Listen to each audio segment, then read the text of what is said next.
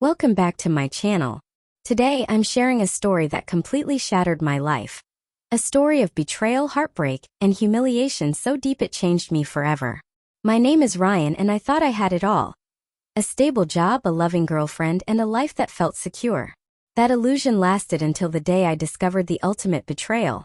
Not just from the person I trusted most, but from someone I respected, even admired. It started innocently enough.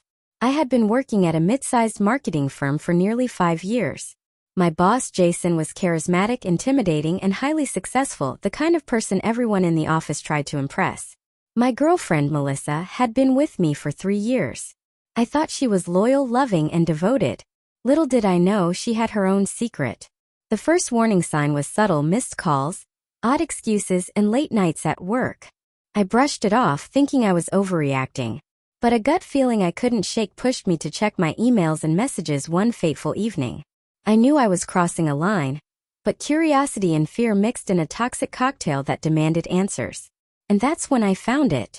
Messages between Melissa and Jason. Flirtatious at first, then intimate, planning secret meetings and late-night office work sessions. Every word stabbed me like a knife. My heart sank, my hands shook, and for a moment I felt my world crumble. She had been cheating with my boss, the very person who had mentored me, the person I had respected and looked up to. I confronted Melissa first, trembling with anger and disbelief. She didn't deny it. Instead, she smirked almost proudly and said, "You're too predictable, Ryan. I needed someone better. Jason understands me in ways you never could." Her words cut deeper than anything I'd ever heard. The person I loved, the person I trusted, had betrayed me in the cruelest, most humiliating way. I tried to salvage some dignity at work, but Jason didn't make it easy. Soon I noticed subtle changes. Overlooked promotions, whispered criticisms, and assignments that set me up to fail. It became clear that he wasn't just involved with Melissa. He wanted to watch me fail.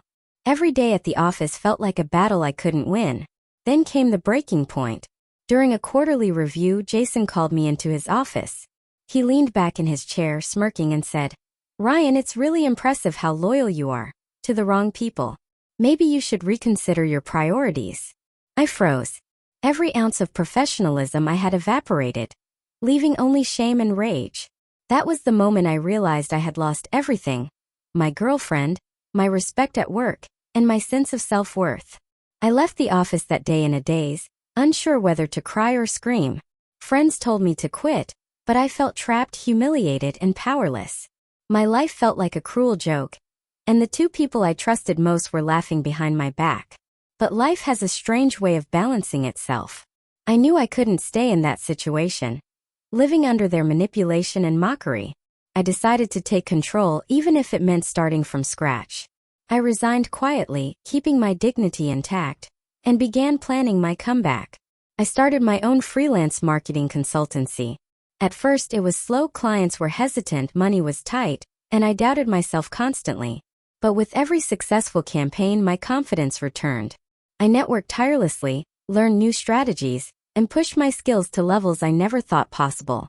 Slowly, I rebuilt not just my career but my self-esteem. Months later, my consultancy landed a major client, the kind of contract that Jason would never have imagined I could secure. My reputation began to grow, and with it, my sense of vindication. The people who had doubted me started calling me for advice, praising my creativity, and even seeking partnerships. I was no longer Ryan, the betrayed employee. I was Ryan, the man who had risen from humiliation stronger and smarter than before.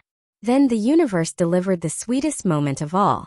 I attended a marketing seminar, and Jason was there as a guest speaker.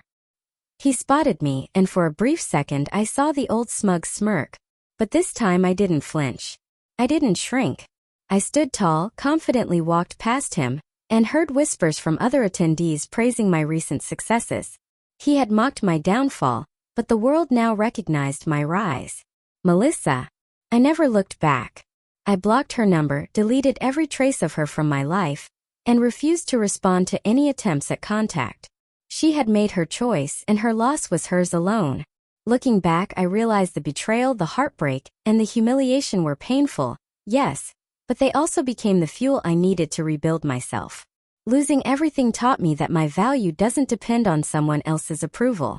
It taught me to trust myself, work relentlessly, and rise above toxicity. So if you're watching this and feeling crushed by betrayal, remember, the people who mock your downfall are only temporary spectators. Your comeback is permanent. Focus, work hard, and let success speak louder than their words ever could. Because in the end, nothing is more satisfying than proving to the world and the people who doubted you that they were wrong.